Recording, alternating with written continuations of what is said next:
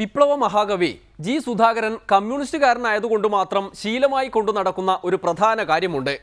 Communist party പ്രവർത്തകനായതുകൊണ്ട് മിക്കവാറും ഒരാഴ്ച ഒരിക്കൽ ഞങ്ങൾ കമ്മ്യൂണിസ്റ്റ് മാനിഫെസ്റ്റോ നോക്കണം. ഞങ്ങൾ നോക്കാതെ ഇവിടെ പ്രവർത്തിക്കാം, പക്ഷേ ഞങ്ങളൊക്കെ നോക്കിയിട്ട് തന്നെയാണ് പല കാര്യങ്ങളും അസംബ്ലി പ്രസംഗിക്കുമ്പോൾ നോക്കട്ടെ. കമ്മ്യൂണിസ്റ്റ് മാനിഫെസ്റ്റോ ഇംഗ്ലീഷിലാണ് വായിക്കുന്നതെങ്കിലും ജി സുധാകരന് പക്ഷേ ആ ഭാഷയോട് തീരെ മതിപ്പില്ല. ഇംഗ്ലീഷിൽ എഴുതിയാൽ വമ്പൻ അവാർഡുകൾ പുല്ലുപോലെ കിട്ടുമത്രേ.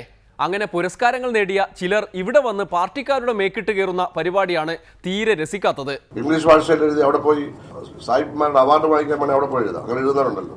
ഒരു 3-ാം കട പുസ്തകം എഴുതി അവാർഡ് വാങ്ങിച്ചു വന്നിട്ട് കേരളത്തിലെ പത്രക്കാരെല്ലാം കൂടെ ഗംഭീരാകുന്നു. എന്നിട്ട് പിന്നെ അങ്ങ് തുടങ്ങുകയാണ് സാമൂഹ്യ സേവനം. അങ്ങ് തുടങ്ങുകയാണ്. ഇവിടെ ഇംഗ്ലീഷും പറഞ്ഞിട്ട് കുറെ പേര് തലമുടിയൊക്കെ അഴിച്ചിട്ട് ഇനി വന്നേക്കാണ്. എനിക്ക് അവരോട് വിരോധമൊന്നുമില്ല. അവരെ പറ്റി അവർ ഞങ്ങളുടെ തോളെ കയറാൻ വരും. അതുകൊണ്ടാണ് ഞാൻ എതിർക്കുന്നത്. അല്ലെ എനിക്ക് പ്രശ്നമില്ല. ഞങ്ങൾ കൊച്ചുനാൾ മുതലേ കർഷകത്തൊഴിലാളികളുടെയും പാവപ്പെട്ടവരുടെയും വീട്ടിൽ പോയി, ഞങ്ങളൊക്കെ അങ്ങനെയുള്ളവരായിരുന്നു വെച്ചോളൂ, പോയി പ്രവർത്തിച്ച് തല്ലുകൊണ്ട് ബുദ്ധിമുട്ടി ടീച്ചറെ പോലെ ഇവിടെ ഇരിക്കുന്ന സാംസ്കാരിക പ്രതിഭകളെ അവരോടൊക്കെ ബന്ധപ്പെട്ട് അവരുടെ അഭിപ്രായങ്ങളും കേട്ട് പാർട്ടിയുടെ രാഷ്ട്രീയവും കാര്യങ്ങളൊക്കെ ഉണ്ടെങ്കിൽ അതിന് തടസ്സമില്ലാത്ത തരത്തിൽ ഇവർ പറയുന്നതും കൂടെ ഉൾക്കൊണ്ട് അങ്ങനെയൊക്കെ പ്രവർത്തിക്കുന്ന കുറച്ച് ആൾക്കാരുണ്ട് ഈ രാജ്യത്ത്. അപ്പോൾ അതുകൊണ്ട് വിമർശിക്കുന്നതല്ല, ഇവരോടൊന്നും വിരോധം ഉണ്ടായിട്ടല്ല. ഇതൊന്നും അഭിനയിച്ച് ഒരു പബ്ലിസിറ്റി കൊണ്ടും നേടാൻ കഴിയുന്നതല്ല. സുധാകരൻ വെറുതെ പറയുന്നതല്ല. ഉദാഹരണത്തിന് സുഗതകുമാരി ടീച്ചർ ഇംഗ്ലീഷിലാണ് എഴുതിയിരുന്നതെങ്കിൽ അവർ ഇന്ന് എവിടെ എത്തിയേനെ? എന്നാൽ ടീച്ചർ മലയാള ഭാഷയെ സ്നേഹിച്ച് ഇവിടെ തന്നെ നിന്നു. ടീച്ചർ കവിത എഴുതിയല്ല മലയാള ഭാഷയിലല്ലേ? അല്ലേ? ഇവർ ഇംഗ്ലണ്ടിലാണ് ഈ കവിത എഴുതിയെങ്കിൽ അവർക്ക് ഇപ്പൊ എന്തെല്ലാം അവാർഡ് കിട്ടി? നോബൽ സമ്മാനം വരെ കിട്ടി. നോബൽ സമ്മാനം കിട്ടാത്തത് കൊണ്ടൊരു കുറവൊന്നുമല്ല. തന്നെ ഞാൻ അവാർഡിനെ പറ്റിയൊന്നും ആവശ്യക്കുള്ള പ്രാധാന്യം കൊടുക്കേണ്ടതില്ല.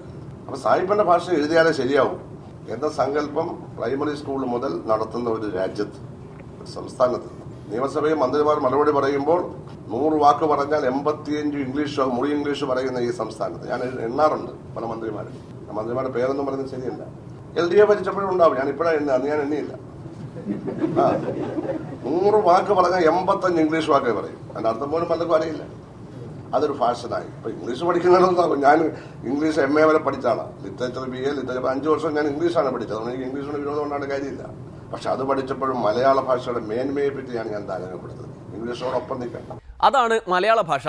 ഭാഷ ഒരു സംസ്കാരം കൂടിയാണല്ലോ. ഇന്ന് ചില അഭിനേത്രിമാർ 2 സിനിമയിൽ പ്രത്യക്ഷപ്പെട്ടാൽ ഉടൻ മുറി വസ്ത്രവും ഇംഗ്ലീഷുമായി രംഗത്ത് വന്ന് എന്തൊക്കെയാണ് കാട്ടിക്കൂട്ടുന്നത്? സംസ്കാരത്തിന്റെ കാര്യമായതുകൊണ്ട് വ്യാസനിൽ നിന്നു തന്നെ തുടങ്ങണം. വ്യാസനും അദ്ദേഹത്തിന്റെ പുത്രനും യാത്ര ചെയ്യുമ്പോൾ വ്യാസൻ വസ്ത്രങ്ങളൊക്കെ എടുത്തിരുന്നു. മകൻ നഗ്നനായിരുന്നു. ഒരു കഥ പറയുന്നു. അപ്പോൾ സ്ത്രീകളൊക്കെ കുളിച്ചോണ്ടിരിക്കുക. സ്ത്രീകളെല്ലാം വ്യാസനെ കണ്ട് എല്ലാവരും വസ്ത്രം എടുത്തിട്ടു. മകനെ കണ്ടിട്ട് അവർക്കൊന്നും തോന്നി. അതെന്തെങ്കിലും വിശദീകരിക്കുന്നു. വ്യാസൻ ചോദിച്ചത് എന്താ സ്ത്രീകളുണ്ട്? അല്ല, അങ്ങേക്ക് ആണും പെണ്ണും തമ്മിൽ വ്യത്യാസമുണ്ടെന്ന് അങ്ങയുടെ മനസ്സിൽ, അതുകൊണ്ടാണ് ഞങ്ങൾക്ക് നാണം വന്നത്. അങ്ങനെ യാതൊരു വ്യത്യാസവുമില്ല. ഞങ്ങൾക്കൊന്നും തോന്നിയില്ല. നമ്മുടെ ആദ്യകാലത്ത് മനുഷ്യരെല്ലാം അങ്ങനെ വസ്ത്രമെല്ലാം ഉണ്ട്. അതുകൊണ്ട് ഇപ്പോൾ വസ്ത്രം ഇടുന്നതല്ല, ഇതെല്ലാമുള്ള ആ പ്രശ്നം മനുഷ്യന്റെ മനസ്സിന്റെ രീതിയാണ്. ഇപ്പൊ നമ്മളിവിടെ തന്നെ ഒരു സിനിമാ നടി ശ്രദ്ധേയമാകണമെങ്കിൽ അഭിനയിച്ചാൽ പോരാ. ഇപ്പം പണ്ടൊക്കെ അഭിനയിച്ചേ പറ്റൂ. പണ്ട് ശാരദ അല്ലെങ്കിൽ തിരുവിതാംകൂർ, എന്റെ വീടിനടുത്താണ് തിരുവിതാംകൂർ സഹോദരിമാർ, അവരെല്ലാം ഉണ്ടായിരുന്നു. ശാരദ ഉണ്ടായിരുന്നു. അല്ലെങ്കിൽ ഇതുപോലെ ഒരുപാട് നടീനടന്മാരുണ്ട്, മിസ് കുമാരി, ഒരുപാട് പേരുണ്ട്. ഇവരൊക്കെ അഭിനയിച്ചാണ്. ഇപ്പൊ അങ്ങനെയല്ല. വസ്ത്രം കുറച്ച് ഒരു പ്രത്യേക തരത്തിൽ അഭിനയിച്ച പെട്ടെന്ന് വൈറലാവുക എന്നാ പറയുന്നത്. ഭാഷയും കണ്ടുപിടിച്ചിട്ടുണ്ട്. വൈറലാവുക എന്നൊക്കെ ഒരു ഭാഷയും പടരുകയാണ്. പിന്നെ ടെലിവിഷനിൽ വൈകുന്നേരം അവതാരകരുമായി കൊഞ്ചിക്കുകയാണ്. ഇത്രയും മുറിഞ്ഞൊരു മുടിയുണ്ട്. ഇങ്ങോട്ട് എടുത്തിട്ടു, അങ്ങോട്ട് എടുത്തിട്ടു, ഇങ്ങനെ ഇട്ടു. എല്ലാ ദിവസവും കണ്ടോണ്ടിരിക്കുന്നതല്ലേ? സഹിക്കാൻ വയ്യ ഇത് കണ്ടിട്ട്. നമുക്കിത് കാണാതിരിക്കാൻ പറ്റുമോ? ടെലിവിഷൻ കാണാതിരിക്കാൻ പറ്റില്ല. പകുതിയല്ലേ ടീച്ചറെ? മുക്കാലേ മൂന്നാണി ഇംഗ്ലീഷാണ്. മലയാളം വല്ലപ്പോഴും കുറച്ച് പറയും. മനസ്സിലായില്ലേ? അതെ, ഇതെല്ലാം ഈ രാജ്യത്ത് വ്യത്യസ്ത അഭിപ്രായം ഉണ്ടെന്നൂടെ അറിഞ്ഞോണം.